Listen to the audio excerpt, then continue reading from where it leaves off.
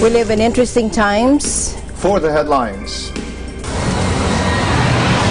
2 protesters were charged with violating Hong Kong's new ban on wearing masks at rallies following a violent weekend of unrest which saw bloody clashes with police and widespread vandalism that crippled the city's train network. Houston Rockets basketball star James Harden apologizes to China over a tweet by the team's general manager backing Hong Kong's democracy protests that cost the franchise TV exposure and sponsorship in the lucrative Chinese market. A second whistleblower comes forward, this one with first-hand information about events that triggered an impeachment investigation into President Trump for alleged abuse of power. 3 researchers from the U.S. and Britain shared the Nobel Medicine Prize for research into how human cells sense and adapt to changing oxygen levels, opening up new strategies to fight common diseases such as cancer and anemia.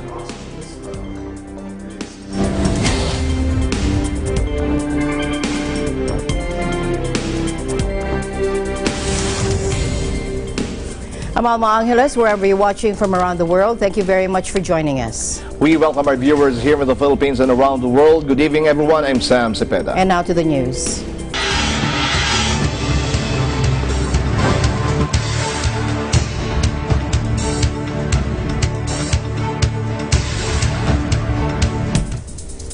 Hong Kong democracy protesters arrested for defying a new face mask ban was charged in court following a violent weekend of unrest, which saw bloody clashes with police and widespread vandalism that crippled the city's train network. Take a look. A male university student and a 38-year-old woman were the first 2 people to be charged with illegally wearing a mask. As supporters packed the courtroom, many wearing face coverings. They were both charged with unlawful assembly, which carries up to 3 years in jail time, and with defying the mask ban, which has a maximum 1-year sentence. Both were released on bail.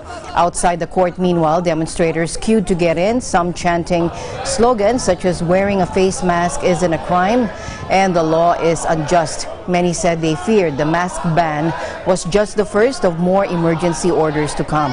The international finance hub convulsed with 3 straight days of rallies and riots after the city's pro-Beijing leader invoked colonial-era emergency powers to ban face coverings at protests. Chief Executive Carrie Lam said the measure was needed to try and quash 4 months of huge and increasingly violent pro-democracy rallies. But the ban did little to halt the chaos or stop huge crowds of mass protesters from hitting the streets in defiance, as opponents decried the move as a slide towards authoritarianism. Hong Kong's government may censor the internet in a bid to contain months of increasingly violent pro-democracy protests, a cabinet member said, after an emergency law ban on demonstrators wearing face masks failed to quell the unrest. The warning came as the international financial hub remained partly paralyzed from 3 days of protests in which the city's rail network and business outlets seen as pro-China were badly vandalized. The surge in protests was in response to the Hong Kong government's announcement on Friday it would invoke colonial-era emergency laws not used for more than 50 years to ban demonstrators from wearing face masks. In a radio interview Monday, Ip Kwok Him, a veteran pro-Beijing politician and member of Hong Kong's Executive Council, fueled those concerns when he said controls on the internet could be introduced. The internet has been crucial to protesters who have no public leaders and use online forums and encrypted messaging apps to mobilize.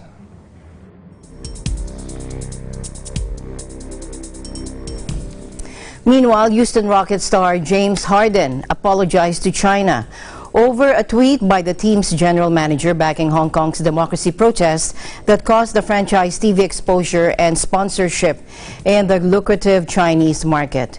The team and the NBA were forced into defensive mode as China's state broadcaster said it was yanking Rockets games from the air and sponsors abandoned them. The controversy quickly spread across the Pacific as commentators and even a presidential candidate rounded on the league for kowtowing to authoritarian Beijing. In Tokyo, where the team is playing 2 exhibition matches this week, Harden distanced himself from the controversy, saying this. Yeah, we apologize. We love China. We love playing there. I know for both of us individually, we go there once or twice a year. They show us the most support and love. So we appreciate them as a fan base, and we love everything they're about, and we appreciate the support that they give us individually and as an organization. So.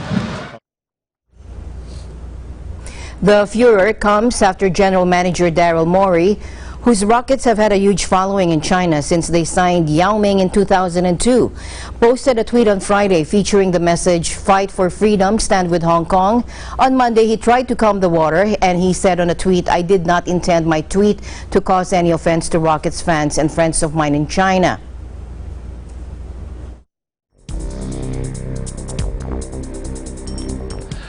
North Korea's top nuclear envoy says talks with the U.S. being held in Stockholm after months of stalemate have broken down, blaming Washington for bringing nothing to the negotiation table. 이번 협상이 아무런 결과물도 도출해내지 못하고 결렬된 것은 전적으로 미국이 구태의연한 입장과 태도를 버리지 못한 데 있습니다. 미국은 그동안 유연한 접근과 새로운 방법, 창발적인 해결책을 시사하며 기대감을 한껏 부풀게 하였으나 아무것도 들고 나오지 않았으며 우리를 크게 실망시키고 협상 의욕을 떨어뜨렸습니다. North Korea said it has no intention to continue nuclear talks unless the United States takes steps to end hostilities.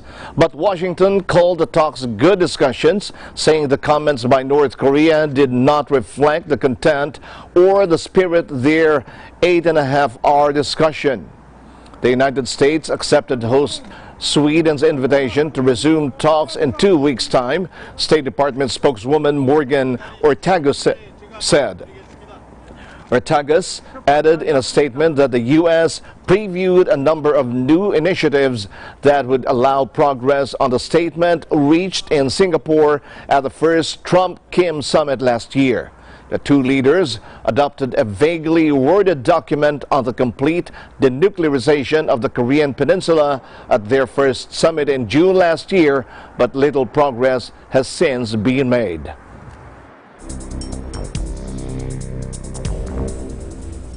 A North Korean boat collided with a Japanese fisheries agency patrol vessel in the Sea of Japan Monday, sending around 20 North Koreans overboard, according to Japan's Coast Guard.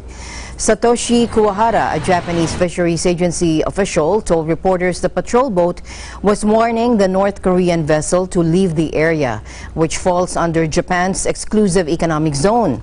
When foreign vessels illegally operate in Japan's waters, Japanese patrol boats often send an audio message, display a warning sign on an electric bulletin board, or spray water at them, according to Mr. Kuwahara. The North Korean ship, believed to be a fishing vessel, capsized after the crash with Japanese patrol boat Okuni, according to the spokesman.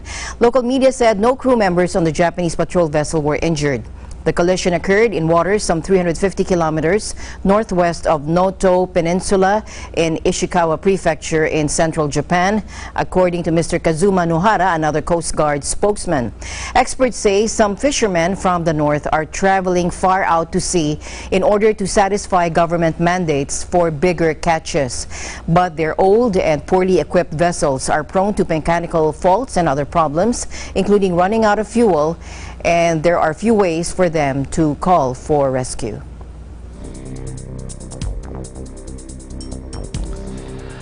The Secretary of State of the U.S. complained of harassment by Democratic lawmakers who issued subpoenas for White House paperwork relating to President Donald Trump's alleged pressuring of Ukraine for political favors.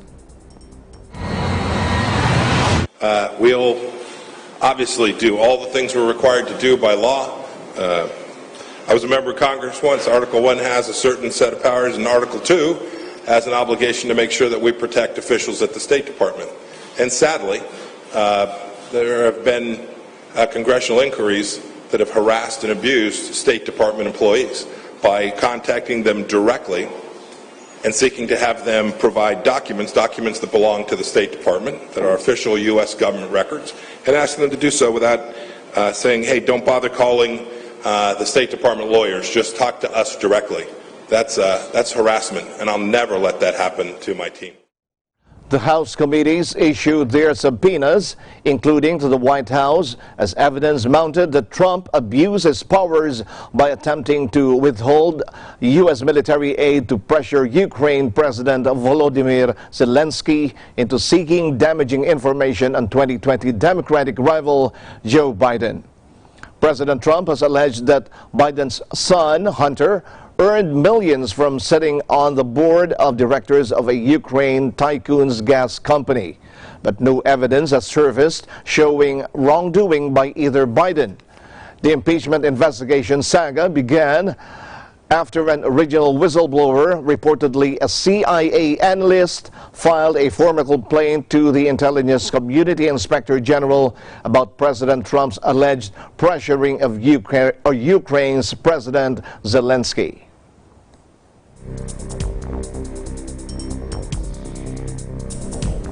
A second whistleblower has come forward, this one with first-hand information about events that triggered an impeachment investigation into President Trump, the informant's lawyer said on Sunday. Earlier, the original informant's lawyer, Mark Zaid, tweeted confirming an ABC News report that a second whistleblower was represented by our legal team. He said they also made a protected disclosure under the law and cannot be retaliated against. This Weber has first-hand knowledge. President Trump pushed back at the allegations in tweet Sunday but did not mention the second whistleblower. He repeated his assertions that Joe Biden's son Hunter had been handed $110,000 a month plus from a Ukrainian-based company, even though he had no experience in energy, and separately got $1.5 billion from China despite no experience and for no apparent reason. Hunter Biden was paid up to $50,000 a month as a board member for Ukrainian gas company Burisma, media reports said.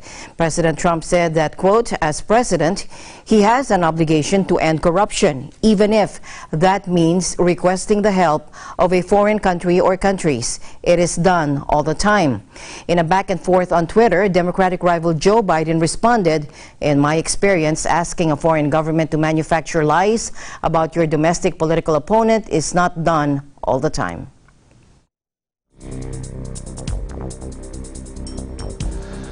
8 protesters were killed Sunday in clashes in the Iraqi capital between protesters and security forces, medics and security sources said, on the 6th day of anti-government rallies that have left over 100 dead.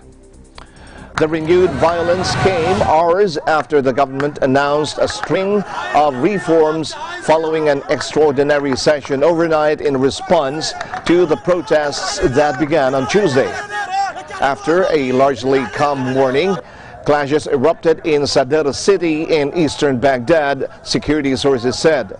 The Interior Ministry had earlier said that 104 people had been killed, including 8 members of the security forces, and more than 6,000 wounded around the country since the protest kicked off on Tuesday.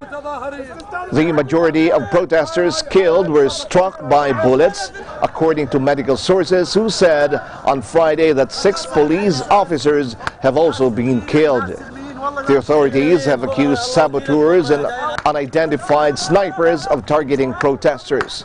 The United Nations on Saturday urged an end to violence in Iraq after days of protests calling for the government to resign.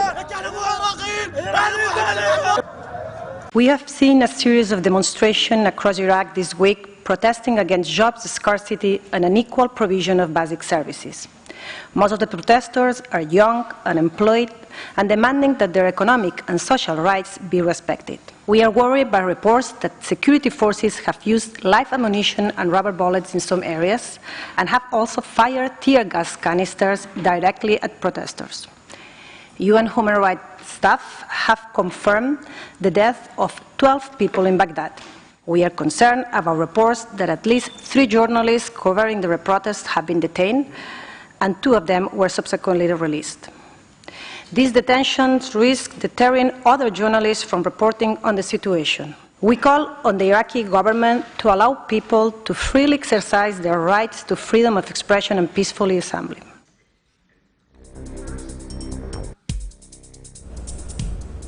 1,000 people have survived the Ebola outbreak in the Democratic Republic of Congo, a testament to the strong leadership of the Congolese health authorities combined with the tireless efforts of thousands of local health workers and partners, according to UN agencies. Take a look. Marking an important milestone today, the 1,000th person to survive Ebola after receiving treatment has now returned home. In a joint statement, David Greasley, who heads the emergency relief operation for Ebola, and the World Health Organization, the World Food Program, and UNICEF, as well as Save the Children, commended the strong leadership of the DRC health authorities and the tireless efforts of thousands of local health workers and partners. New treatments have improved survival rates of people infected with Ebola. According to a recent study, over 90% of people who receive treatment early enough during their illness can be saved. Vaccination has also protected over 225,000 people. The outbreak began in August 2018 and is the largest and longest running that the DRC has experienced, with more than 3,000 cases and 2,137 deaths. The latest figures released by WHO on Friday for the week ending October 1st showed 20 new confirmed cases reported in North Kivu and Ituri provinces versus 29 in the previous week.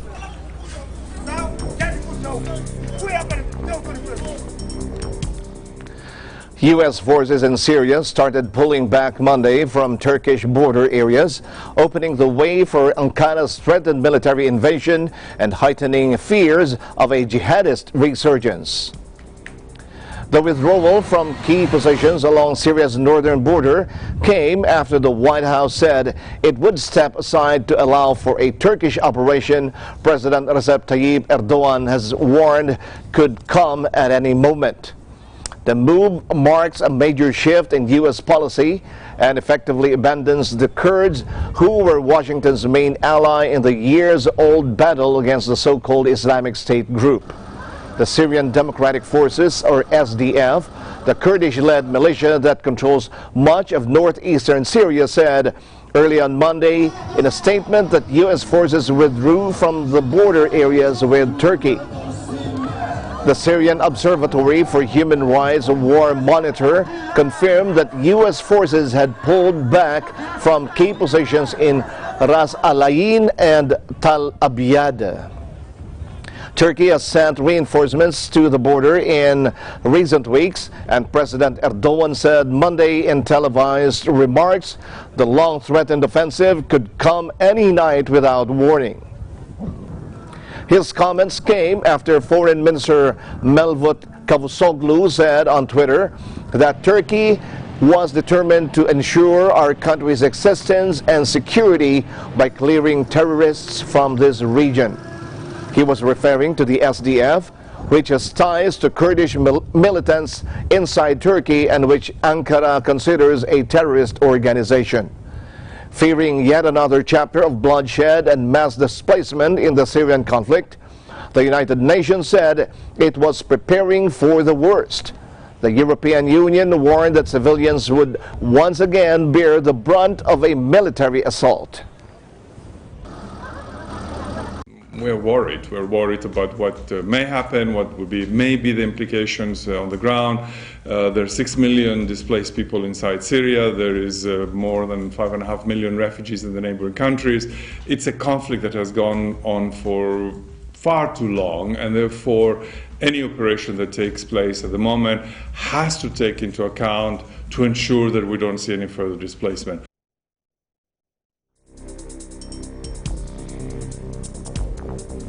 In other news, Colombia's Navy said 3 suspected drug smugglers survived in shark-infested Pacific waters by clinging for hours to floating bales of cocaine. The 3 Colombians are suspected of smuggling 1.2 tons of cocaine from Tumaco in Colombia when their boat was hit by a wave and then capsized. Take a look.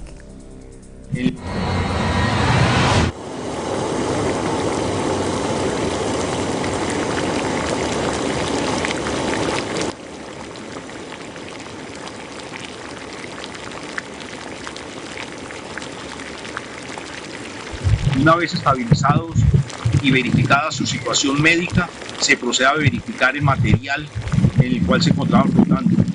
Gracias a la acción del Cuerpo Técnico de Investigación de la Fiscalía Nacional, se da como positivo para clorhidrato de cocaína, encontrando 1.265 kilogramos.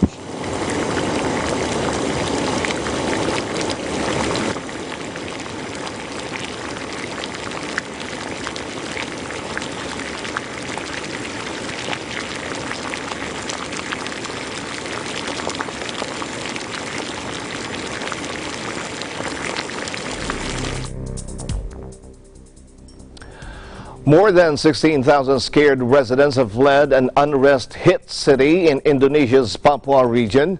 The military said as one of the deadliest eruptions of violence in years sparked calls for an independent probe. Several dozen people were killed when violence broke out in Wamena City last month, with some victims burned alive when buildings were ablaze and others stabbed in the chaos, according to authorities. Since mid-August, Papua has been hit by waves of mass protests and violence fueled by racism against indigenous Papuans by Indonesians from other parts of the archipelago, as well as calls for self-rule in the impoverished region. The majority of Papuans are Christian and ethnic Melanesian, with a few cultural ties to the rest of Muslim-majority Indonesia. On Monday, the Air Force said about 11,400 people, mostly migrants, had been evacuated aboard military aircraft. Several thousand more have left aboard commercial aircraft since late September. Also Monday, Human Rights Watch called for a probe into 33 deaths during the Wamena riots to be led by the Southeast Asian country's National Commission on Human Rights. In other news, President Duterte has said he was suffering from an illness that causes muscle weakness. The president made this revelation in a speech before the Filipino community in Moscow, Russia, where he was on an official visit. Take a look. So at the end of my term, baka ma-firing squad ako, baka they will hang me, or electric chair. Sabihin ko lang na bago ako mamatay, sir, pakitawag lang yung singer sa Russia nung kumanta ng mag-duet lang kami ng Ikaw. Pagkatapos magtingin ako sa kanya kagaya kanina, pero gusto ko siyang tignan sa mata. Pero ang mata ko, yung isang mata ko dito sa mata niya. Yung isang mata ko umiikot kung saan pumupunta. Ganon ako eh. May talent na magtingin ako sa iyo. Yung isang mata ko bumaba. Kita mo maliit yung isa? Tingnan mo. O di maliit? Yun. Nagsasariling biyahe yan. This I use for, ano bang maliit sa akin? Ito siguro. Basta, Actually, that's myasthenia gravis. It's a nerve malfunction. I got it exactly from my grandfather. Ganon rin siya. So I believe really in genetics. Kung anong sa kanya nakuha ko, kamukha ako daw ng lolo ko. Now, the U.S. National Institute of Neurological Disorders and Stroke said myasthenia gravis is an autoimmune neuromuscular disease that causes weakness in the skeletal muscles. It said certain muscles, such as those that control eye and eyelid movement, facial expression, chewing, talking, and swallowing, are often, but not always, involved in the disorder. There's no known cure for the disease, but there are available treatments for a control of the symptoms that give the patient a high quality of life.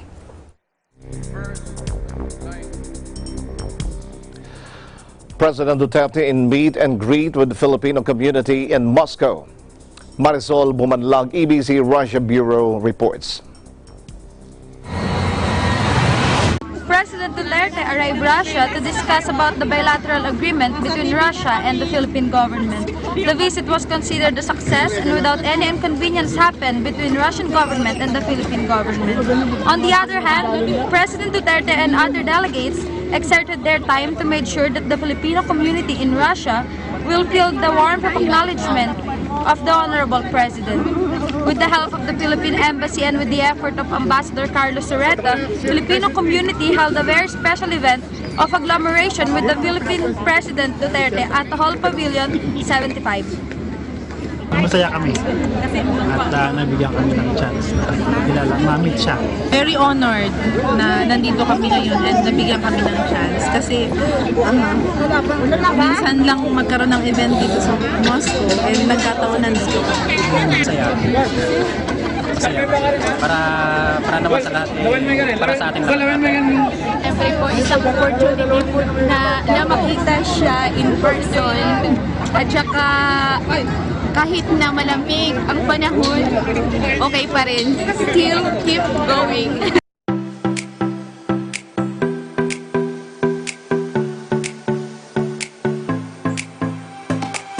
The gates opened at 4 in the afternoon. The event were expected to begin at 6 in the evening, but due to the massive volume of OFWs that arrive in the location, the program started at 7 p.m. Filipino celebrities such as Cesar Montano and Philip Salvador appeared on the stage with Mocha Uson to show their support for President Duterte and also to bring smile on OFWs' faces. Pilipinas! Barangay Russia!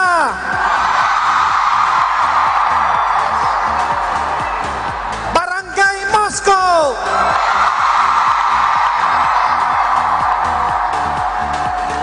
May I now call on my boss, Ambassador of the Philippines to Russia, Carlos Daymek Soreta. Mr. President, Ambassador Carlos Soreta officially opened the event and discussed few topics about the purposes of President Duterte's visit in Russia. Welcome po sa inyong lahat. Ang hinihintay nyo ng 2 taon ay nandito na. After that, Philippine Madrigal singers and Bayanihan dance troupe also showcased their talents in front of ecstatic thousands of Filipinos in Russia.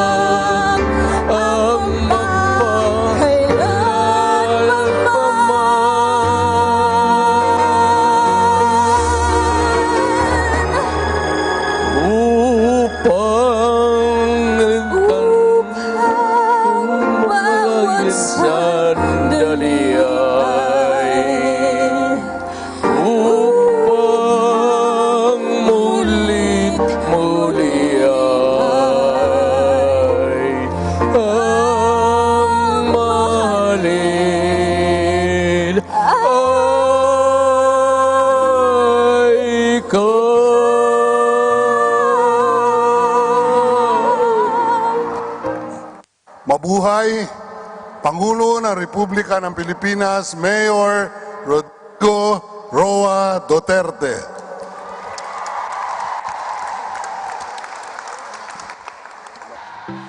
At exactly 8 p.m., President Duterte entered the hall and cheers from the crowd filled the whole area. It was overwhelming for everyone to witness President Duterte showing his empathy to the Filipino people in Russia who is now currently struggling about the legalization of their documents. The President discussed about the bilateral labor agreement between the Philippines and Russia. He also said that Russia are very much open to aid the problem of many Filipinos in their country, and they knew about the problem OFWs regarding their documents. The event was successful, and Duterte ended it with a heartwarming message to all our fellow men. Reporting from Moscow, Russia, this is Marisol T. Bumanlag, and I am 1 with 25. Eagle News will be right back. Stay tuned.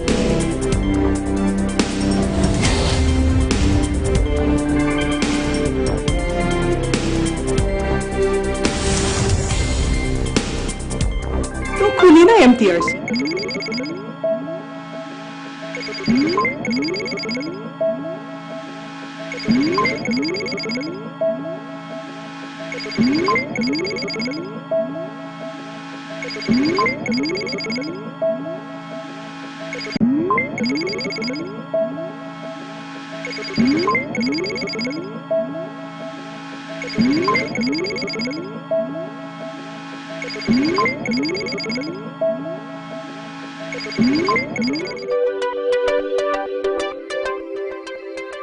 Net25 is now available on OSN, the largest entertainment network in the Middle East and North Africa.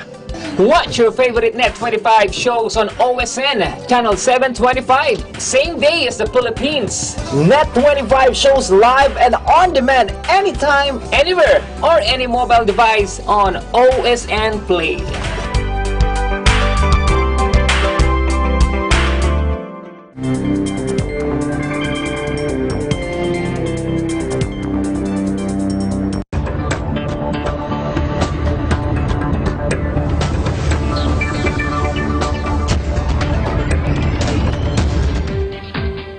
Japan downgraded Monday its assessment of the economy for August for the first time in 4 months. The government said its economy is worsening, hit by sluggish production and exports. This is due partly to lingering U.S.-China trade tensions.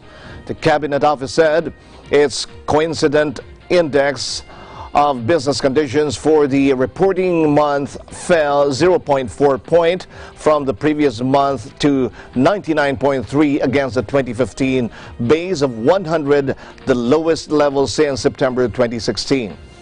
Meanwhile, at the stock market, the indexes closed in negative territory as a news report said the Chinese side is cautious about a deal, said Toshikazu Horiuchi, a broker at Iwai Cosmo Securities. The United States and China are scheduled to hold ministerial-level negotiations in Washington later this week. But selling pressure was limited, Horiuchi, as investors are ready to buy on dips.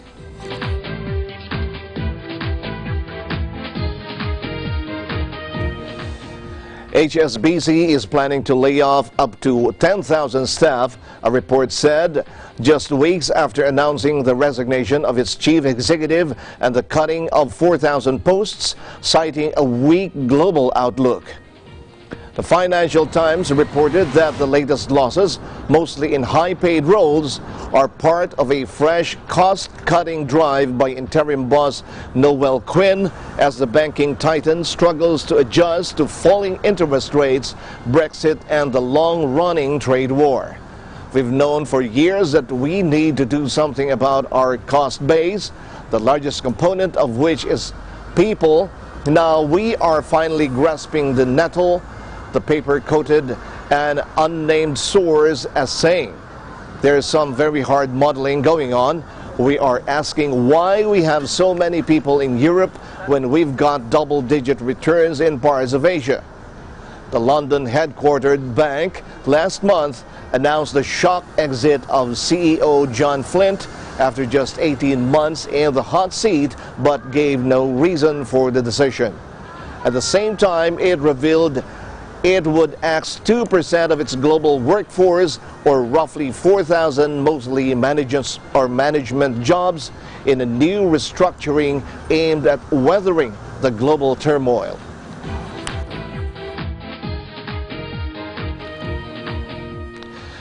Britain's government on Monday completed the country's biggest peacetime repatriation that returned 140,000 UK-based Thomas Cook customers stranded abroad after the collapse of the holiday operator. The final flight arrived at 8:31 a.m., touching down at Manchester Airport in northern England from Orlando, Florida, said a spokesman for the Civil Aviation Authority, or CAA. The flight, with 392 passengers on board, marks the end of 2-week-long Operation Matterhorn, Britain's biggest repatriation since World War II.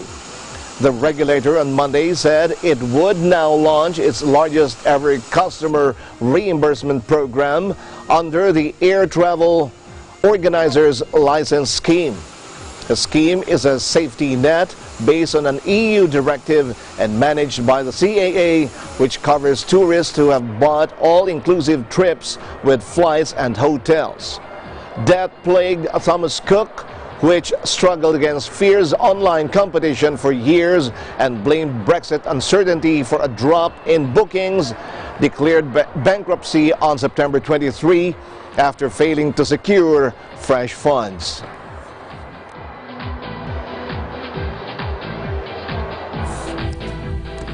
Parents of migrant workers wanting to come to New Zealand will have their case moved forward as the government announces it is reopening and resetting their visa program. The government is reopening an immigration scheme that was shelved under national in the hopes of attracting and retaining skilled workers. Minister in charge Ian Lies Galloway said the parent category visa program will make it easier for the parents of skilled migrants living in New Zealand for at least 3 years to join them here. The current scheme will be closed from today, and the new parent category option will be opened with new criteria in February of 2020 with a cap of 1,000 people. Immigration Minister Ian Lies Galloway announced the move, saying skilled migrants and their parents needed more certainty. And he also said the move will provide more support to skilled migrants by providing a pathway for their parents to join them.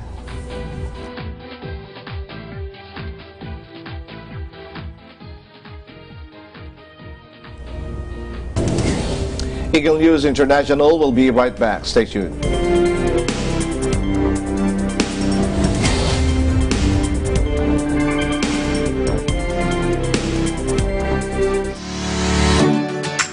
Mula po sa lahat ng TBC correspondents sa buong Pampanga, kami po ay bumabati sa Agila Balita, Washington, D.C. Happy First Anniversary! Ako po si Tia Okut Galang mula sa programa ng Mata ng Agila.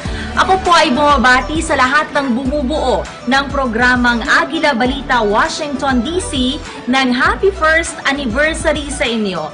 Good job and congratulations! Hi everyone! Ito po si Laila Tumana ng Net25. Congratulations for 1 year milestone ng Agila Balita Washington DC edition.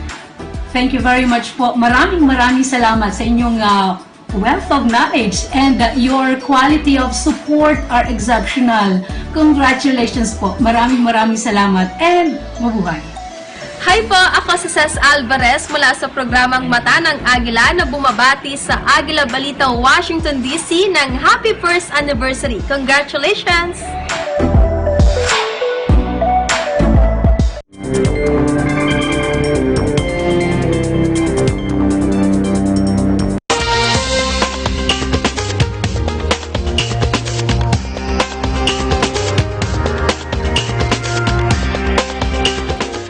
Extinction Rebellion activists gather in Melbourne, Australia to kick off a fortnight of global civil disobedience, demanding governments take urgent action on climate change. Watch this.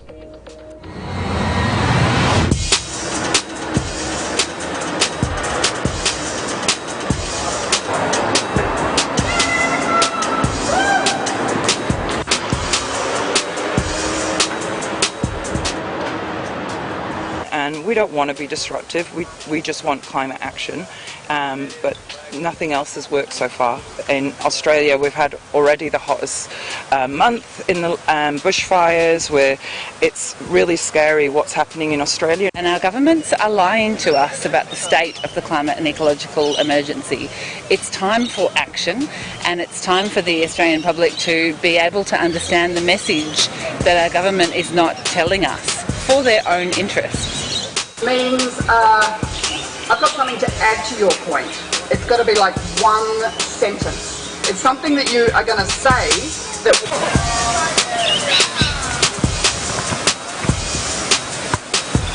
I was just like, gotcha. That's very cool.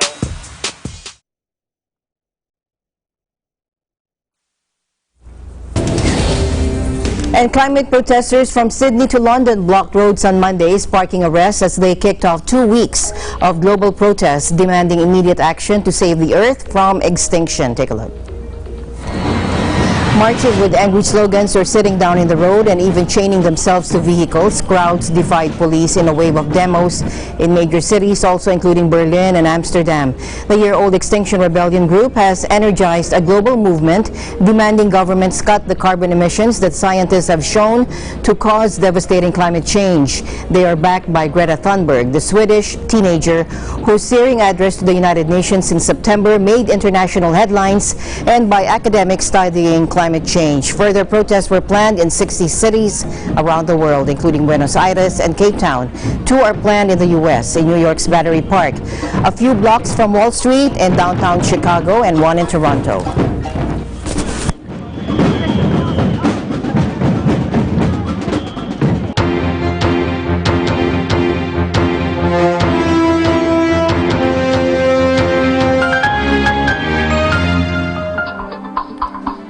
Three researchers from the U.S. and Britain shared the Nobel Medicine Prize for research into how human cells sense and adapt to changing oxygen level, opening up new strategies to fight common diseases such as cancer and anemia. William Kaelin and Greg Semenza of the U.S. and Britain's Peter Ratcliffe split the 9 million Swedish kroner, that's $914,000, or 833,000 euros award. While the fact that humans need oxygen to survive has been understood for centuries, how the body registers and responds to oxygen was little known prior to the trio's pioneering work. Semenza studied a gene known as EP or EPO, which causes the body to create more red blood cells, and isolated the specific DNA segments that help it to adapt to low oxygen levels. Radcliffe and Semenza then applied this knowledge to show that the oxygen sensing mechanism was present in virtually all human tissues. Kaelin identified another gene present in patients with a genetic disorder that puts them at far greater risk of certain cancers. The gene rewires the body's ability to prevent the onset of cancer, and it plays a key role in how cancer cells respond to low oxygen levels. Their work has shed new light on the specific cell-level processes the body undergoes when low on oxygen, from helping our muscles function during exercise to adapting to life at high altitude. Cells' oxygen sensing ability is also essential during fetal development and is creating new blood vessels. The effects of HIV range across almost every aspect of physiology, from metabolism to exercise, to embryogenesis, to immunity, and the changes wrought by altitude. Diseases where HIF response plays a critical role include anemia, cancer, stroke, infection, and heart attack. These fundamental findings have greatly increased our understanding of how the body adapts to change, and applications of these findings are already beginning to affect the way medicine is practiced. This year's 3 laureates have greatly expanded our knowledge of how physiological response makes life possible.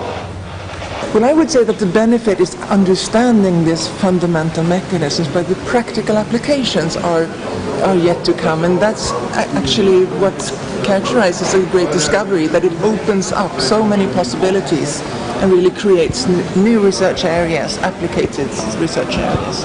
So they are definitely yet to come.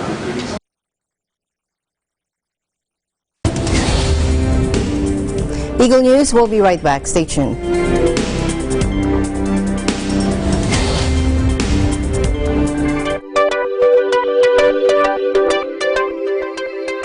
Net25 is now available on OSN, the largest entertainment network in the Middle East and North Africa.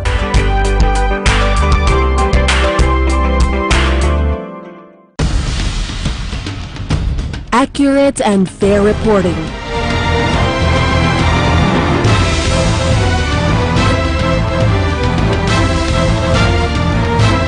Not only from Batanes to Tawi-Tawi, but also abroad. Detailed and timely stories relevant to people all over the world. Catch all of these at Net25, your reliable source of news, entertainment, and technology updates.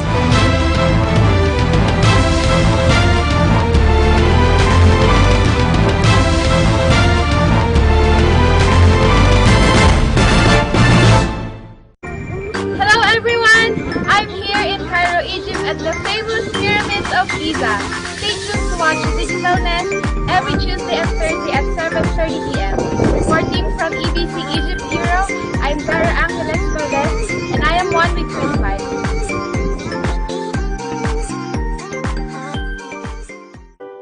Hey guys, I hope you enjoyed this video. Make sure to leave some love by giving it a thumbs up, and don't forget to subscribe here at EBC Digital Net so you don't miss any of our upcoming features.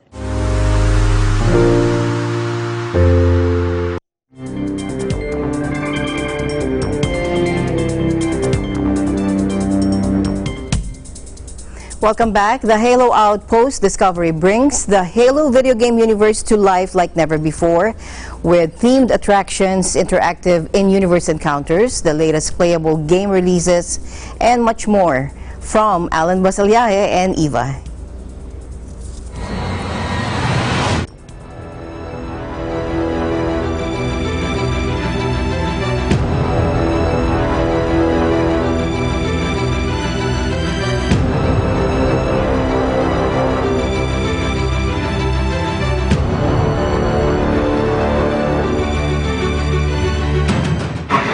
In 2001, Halo Combat Evolved launched with Microsoft's first home gaming console, the Xbox.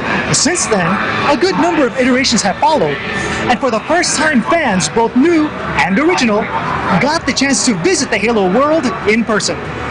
In Philadelphia, Chicago, Houston, and now here in Anaheim, California, the Halo Outpost Discovery allows players to walk among iconic characters, engage in pivotal turn-the-tide-of-war battles, and learn about the history of this much-celebrated franchise. Alan, I see that you're holding an actual 2001 Halo video game. Where'd you get it? Well, remember when I said that there's fans both new and original here? I'm an original! I've always loved Halo since I was young, and my friend's a huge fan as well. He's like, we should go do this. So we came down here. I've loved it every minute being here. It's been a blast. It's awesome to see all the cool things they have here, all the cosplayers and the awesome costumes. Halo made such an impact on the world we have now, especially the Xbox. That probably wouldn't be as big or even non-existent as of today. What you can expect, it definitely was a good time, an experience that you probably wouldn't necessarily be able to understand unless you're here. There's definitely some good things to see. It's something that I know that I'm glad that I came to, and I traveled at least 4 hours by car to get here. You know what I mean? Wanted to make sure I was here. So I would say if another opportunity like this presents itself, make sure you're there. I was playing Halo Reach and I saw my Spartan. I was like, I really haven't made a Spartan in a long time. I made ODSTs, but nothing like this. So I was like, ooh, I gotta get started. So I went online, found the templates, and I got to work, and it took me 10 weeks. And painstaking work. Technically, I kind of finished this just last night. Halo was my first game I played back in 2001. When I was 5 years old playing with my brother. I was like, oh my gosh, this is amazing! I want to be Master Chief!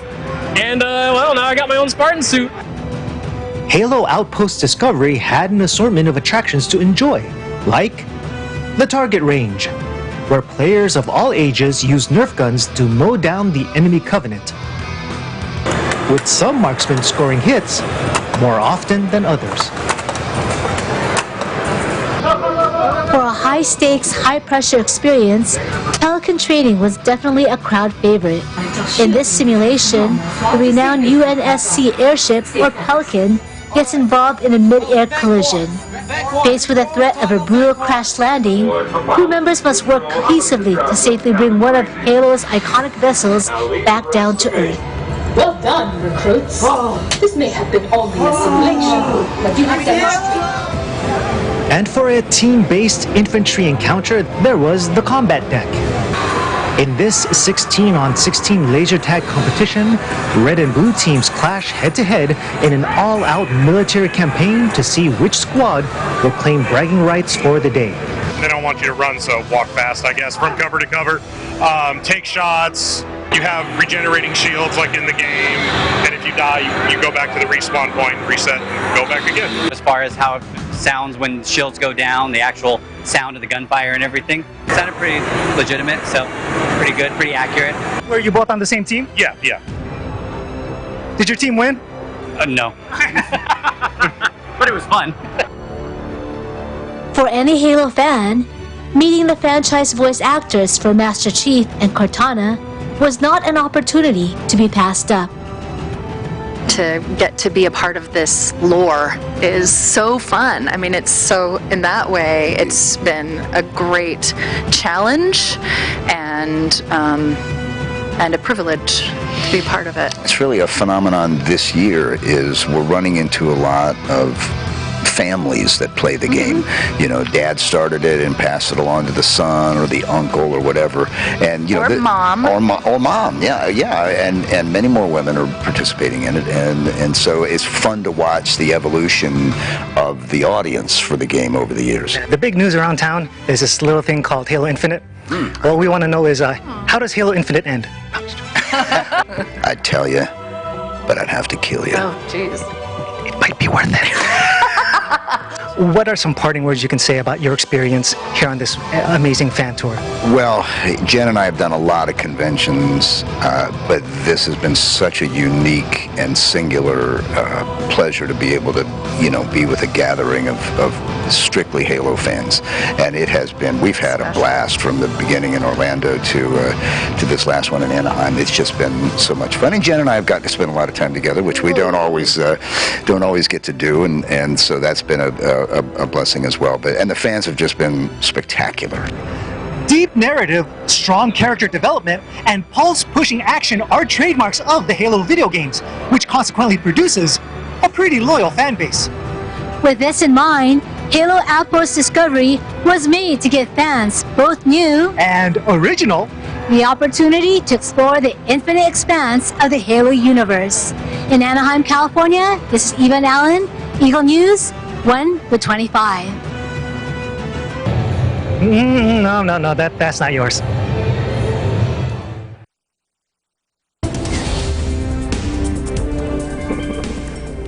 Thanks, guys. Don't forget to like us on Facebook, follow us on Twitter and Tumblr, Also, check out our boards and Pinterest and pictures on Instagram. I'm Sam Zepedo. Thanks for joining us. And that's it for tonight's broadcast. I'm Alma Angeles, and we're one with 25.